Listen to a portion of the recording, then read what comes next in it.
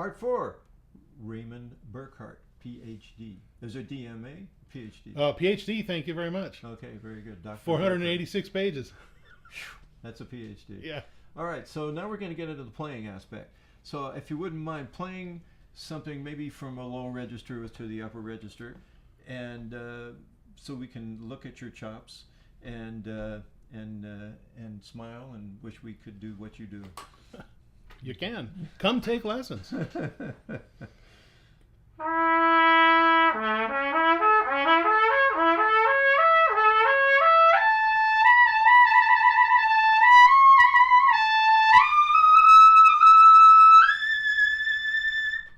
Nice. Nice. Up to a double B, ladies and gentlemen. Did I turn red? Looks like you did. You turned nice and red. I never have more of that. So, but I did notice when you went from the F sharp to the B, double B, there was like some kind of a compression going on. Absolutely. Here. And what's that all about? Well, and it's from here. It's all from here. It's all from. I can only speak for myself. Right. And the students I've had who've demonstrated this too. But the lips have to do what they do. The lips have to get a little smaller aperture. Mm-hmm. Some people will dispute this, but their answer may just be in different terms than mine. Mm-hmm. In any case, they have to be able to, I think this is a key that people don't talk about much. The lips are pretty delicate. Right. They need to withstand this huge amount of air pressure. Mm-hmm. And getting back to my problems when I was much younger, sometimes I'd have the strength thermometer do that, and sometimes I'm blowing down the house and I get leaks and I couldn't hold in place. Mm-hmm. It never occurred to me that the hurricane was blowing the sails off the ship. I just figured I needed better sails. Well, interesting. Yeah. So, well, actually, that's what I did. That's what I did need to do, in fact, is I needed to not only become a little more stronger here, but mostly I needed to be able to withstand the air pressure. Then, of course, you have to figure out how much air pressure to use and how do you get air pressure. And that comes from all the muscles in your abdominals and in the back and around the sides. It's old news, but the air doesn't go into your shoulders. The air doesn't go into your tummy. Doesn't go into your knees. People breathe from your toes. Well, that's a great idea, and sometimes that can be a useful mental device. Right. But the air doesn't go there. Right. The air goes in the lungs only. Right. I remember Frank Katarevich talking when I took lessons from Frank, and he was in Chicago Symphony and Philadelphia Orchestra, great player and teacher. One time he played, it was some Strauss X or I don't know, maybe Zarathustra or whatever, but he had me put my hands on his back muscles, his lats, I guess you call it. And when he'd take a breath, it was like, just the back muscles were going like that. You normally think of the front, okay. Right. But his, like you're pointing out, the whole torso happened to be involved. So when you breathe, the lungs expand a good bit. And then they have, the rest of the muscles around that area have the ability to tighten up and push the air out. And then as you modulate it, at the other end, how much you're going to use, how much volume, how much aperture, and all that sort of thing, how tight the lips are, gauged with how much air pressure you're creating. Right. You can then choose which note you're going to play. So it's really a composite of different types of activities that have to be related in a positive way. Yeah. So you can have a mouthpiece too shallow, and then that can throw off everything. No matter how, you'd have to adjust your breath, I guess is what it is. If you have a shallower mouthpiece, then you have to adjust. I remember Toffanelli was here, who's this great Italian lead trumpet player, and he had a rather shallow mouthpiece. He said it took him a while to learn how to play it, but once he did, he played it. Yeah. So it's a balancing act. It is a balancing act, and for the people who play professionally and play all the time, they have figured out of all the things that need to be done, and of all the things that they do best and worst and all that sort of thing, they find the combination of things which works for them, and it's a different thing for everybody. So could you demonstrate, like when you take a breath, just whatever note that you want to play, let's take a breath that you're going to assume that you need that kind of this huge all-encompassing breath. Do it without playing anything. Sure. So well, yeah. Here's just a breath, and this is a breath I would take for anything. Right. Right. And that's enough. I could take more air, but I would be overtopping and possibly not controlling it very well. Right. I could take less air. I suppose sometimes I do. Mm-hmm. But mostly I take a good breath and Right. then use it for whatever's needed. Can you play a little G trumpet for us so we can see the difference in how you approach the piccolo trumpet and the B flat trumpet? Ray has looks like a Schelke G. A Schelke GFE. It's in G right now. Nice. And you use this G. You were telling me for a lot of things that other people might play piccolo on, but you just think the G really works well. Well, to be fair, who's going to spend another $2,000 or $3,000 or $4,000 now on a G trumpet? Mm-hmm. You know, I got this a long time ago, and it was worth it to me to have the equipment, because another thing that if you're not a jazz guy, Mm-hmm. you know, where you just really play B flat all the time, Right. then you want to have the right tool for the job. And amongst all the classical guys, Right. a lot of them, there are tools that they don't buy. They get around it. They're great, and it's wonderful and that works. Mm-hmm. But I was able to get this horn, and if you were to, we won't take the time here, but if you were to A-B, compare Yes. my Schelke piccolo with my Schelke G, let's say you're playing a piece, broke piece in the key of D, like we all Yes. do. So you're on your A piccolo, and you're playing kind of up high or whatever you're doing, or a mixture of low and high, like on Right. trumpet shell sound. You get a certain sound, Right. and when you go on the job, no one else is there saying, well, gee, I think he'd sound better on a G piccolo, because no one has that point of reference. Right. Most of the trumpet players don't have the point of reference. Right. But when I got this horn, I had that point of reference. Right. So now I can A-B and say, well, I like this sound better. Right. I like the way it responds better, all that stuff. And that's so important, because if if the instrument does those things for you, you're going to be more comfortable when we won't be trying to get a sound out of an instrument that instrument can't provide for you. Right. That instrument gives you the sound that you're looking for. Yeah. Mm-hmm. Same breath. Yeah. I Same mean- breath, basically. Yeah. Yeah, yeah. If anything, I might even go smaller a little bit, because you don't have to play usually. Well, sometimes you do. Play a little on something for us.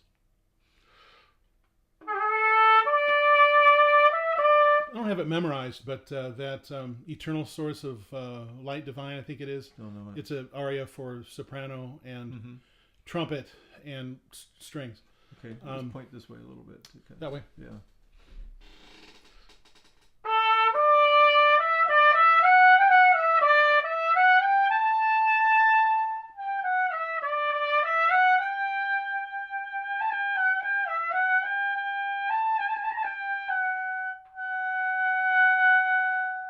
Beautiful. Beautiful.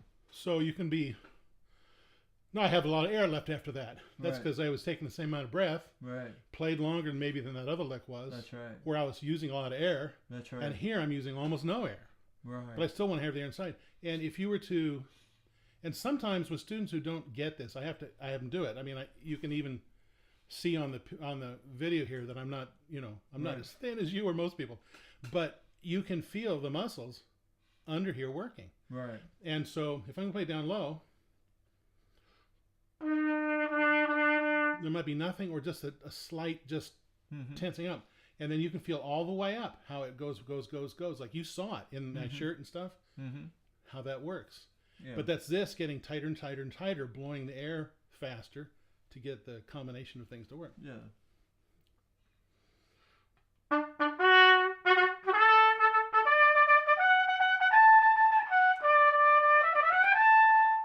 Right.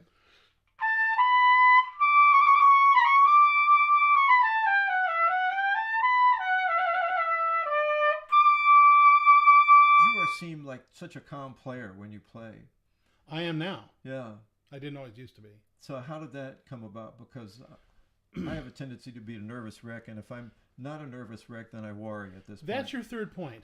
Yeah. Range, efficiency or endurance, Mm-hmm. and nervousness. Right. Yeah, when I first started with you, I got asked to play the national anthem at a football game at Occidental College. Mm-hmm. I thought, okay, I can go do that. Mm-hmm. Wasn't even just me, Right. And I'm in the booth up in the back, and I thought, oh, I can see the game great from here. This will be really fun, Right. And they say, okay, here's a microphone, and by the way, Bing, you're on.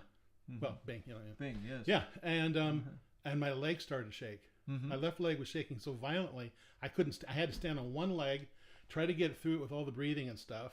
Welcome to the club. Yeah, What can I say? I mean, it was just, Yeah. was.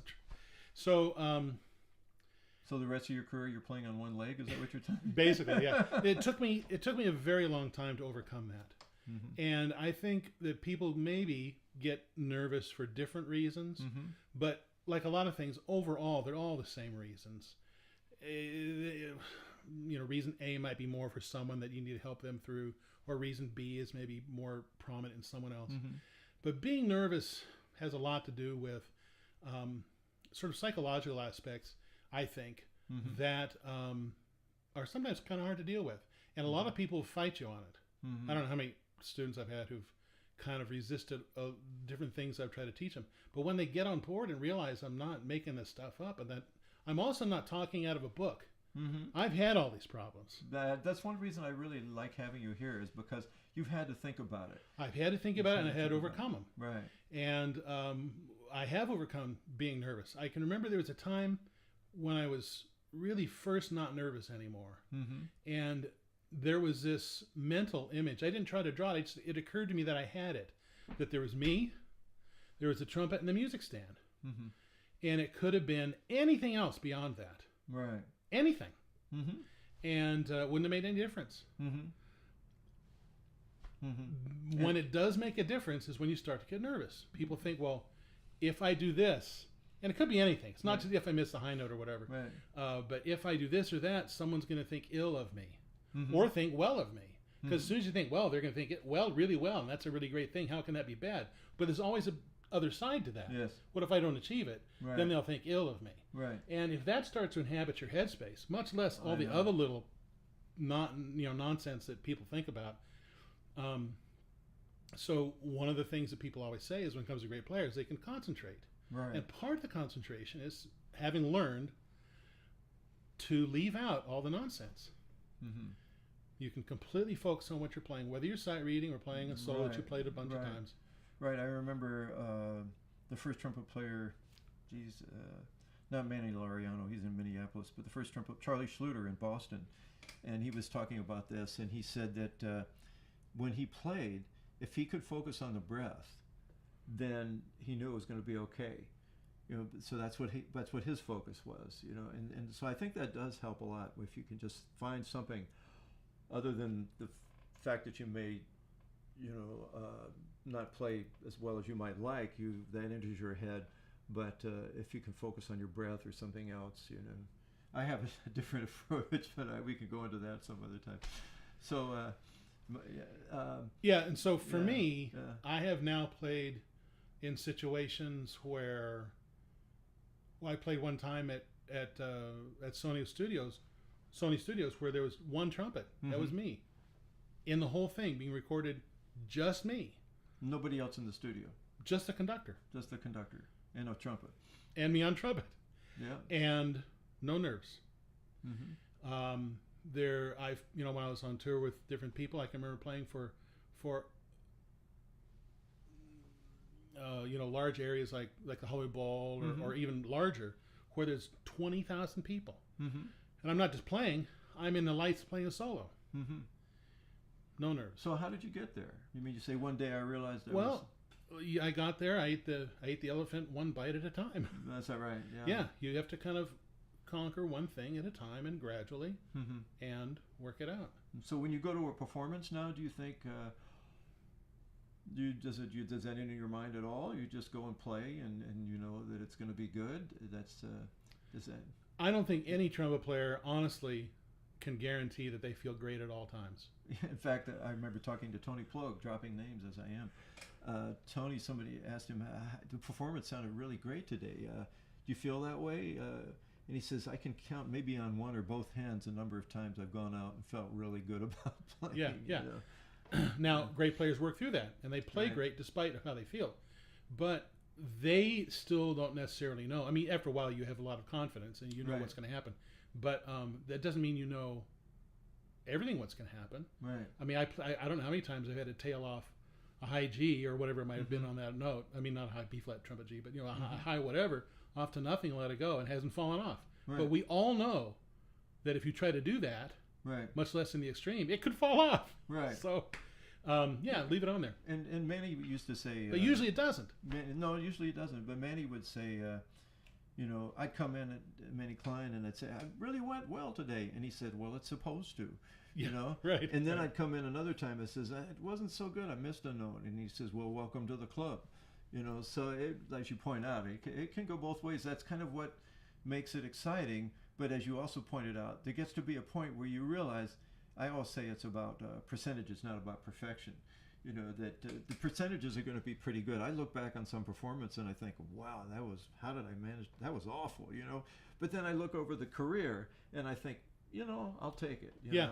Well, I think it's one of the important things for me, and maybe this is an appropriate place to tell this story, but at USC I had to give 2 master's recitals, and we had to give what they called a pre-recital, play your recital just for a couple faculty members. Right. Before they, let you go out and That's think right. you're okay to represent the school. Right. Well, I was still getting nervous. And I got nervous, and I played this pre-recital, and I don't know now if it was good or bad. I know it wasn't what I was hoping for, so I know I made some mistakes. And when it was done, again, I was just sort of shaken with fear, and I was about to burst out crying. I've only told this to a few people privately who I was trying to help. Okay, nobody watches. No. But I tried to help them through nervousness. Well, this is a time, I'm 23, getting my master's, and I'm still nervous like crazy. But kind of the same thing happened to me on my master's pre-recital at USC. Okay. Yeah. So It was okay, one of the guys pointed out, he said, you should play us a season at the Hollywood Bowl. You wouldn't care anymore. He says, you care too much. Why do you, I mean, that's again, that's a distraction. Getting wrapped up in how you care about how being perceived or how you did relative to your own thought. Right. So, and he left. And then the next guy kind of joked. He says, yeah, don't even think about it until you're on the way home.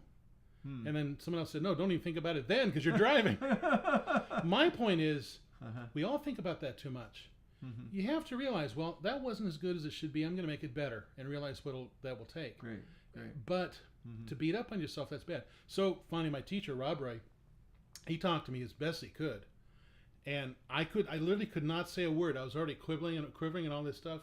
I went out the back way. I walked to my car, and I kid you not, I cried for 30 minutes. I sobbed uncontrollably. Right.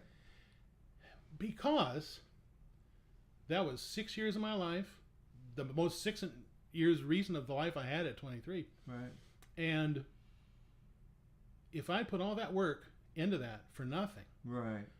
that was a heartbreaker. I can understand. I would have. Yeah. And I don't remember what happened after that. I know I did the recital, got through that or whatever. None of that I remember, but this is an indelible memory. And it's a cathartic moment, really. When you do something like that, it changes your life. Right.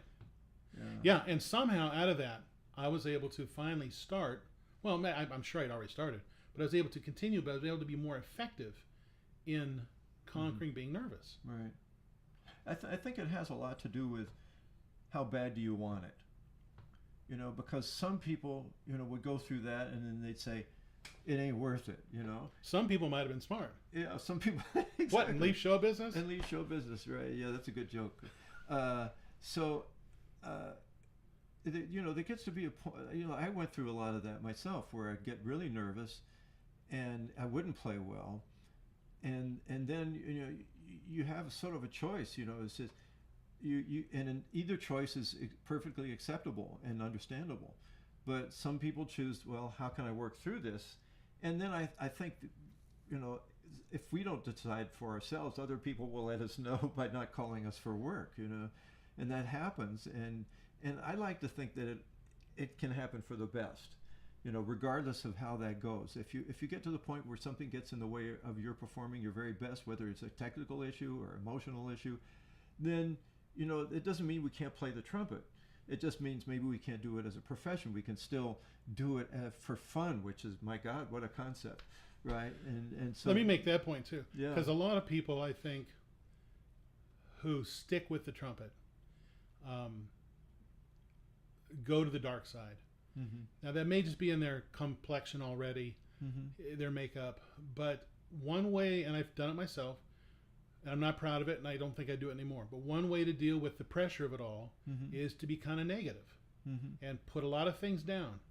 That way, you don't have to deal with them on a normal level. But it makes you not a very pleasant person to be around in many ways. It may not make you a stellar teacher. It's a lot lot of things that go into teaching trumpet. It's not all about making music. Right. So, so I remember I was playing a wedding one time, and the tenor soloist, really nice young man, great voice, and we had to play some tune. The first thing he said was, "Oh, I can't believe I got to sing this again." And I remember when I had that first thought. It was when I played about my 10th wedding. I was playing trumpet voluntary again, and I thought at the time, wait a minute, this is the bride's first time. We hope, right, well, and hopefully the last time, yeah. and it's fresh for her. Right. If I can't make it fresh, I probably shouldn't be getting right. hired to play this job. Right. And so my take on it, and I worked with a guy, and we were playing Fanfare for the Common Man, Copeland, and he was grousing about it. And it was not my place to say anything, but we were kind of friends, and so I kind of did. And I said, there'll come a day when I will have played my last Fanfare for the Common Man, right, where I won't be able to do it. They won't call me to do it, right, and I will wish I could do it. That's right. For the people who don't, anyone who's not a musician, not a trumpet player playing this, that's a really hard piece to play. It's a significant piece that we know that when we play it, the audience responds in a great way because the music is so incredible. Right. So it's an honor to play that piece. Right. It should be a thrill. It should be fun, I think, to go and play. And I learned early on it's a business. Right. You have to approach music like a business. Right. But if you can approach it that way, I think, and still enjoy doing it, right. I think that's the best of all. That is a wonderful approach, and that's a good piece to choose as an example, because it's a piece that we've all played many times in some pretty strenuous situations. But boy, when it goes right, it sure is a thrill. It's a ride, it's wonderful. That's right, and the whole judgment thing. This gets also involved with the whole whether I feel good about my playing or not, and nervousness. Yeah. But you can play a piece that does not go well for you. And the audience doesn't necessarily notice it. That's right. Now, that's no argument for not practicing or not being good or not doing your best. But it's really kind of selfish to play something and then just knock yourself or knock the orchestra or knock the horn section or whatever. Right. And when there may be some young Toscanini out there who just decides, I want to be in music. And maybe they become, who knows? That's right. Yeah. So the the real big question, I think, about what we do in terms of entertaining, there's nothing wrong with playing great high art. There's nothing wrong with playing some that is let me entertain you song and dance, top hats and canes.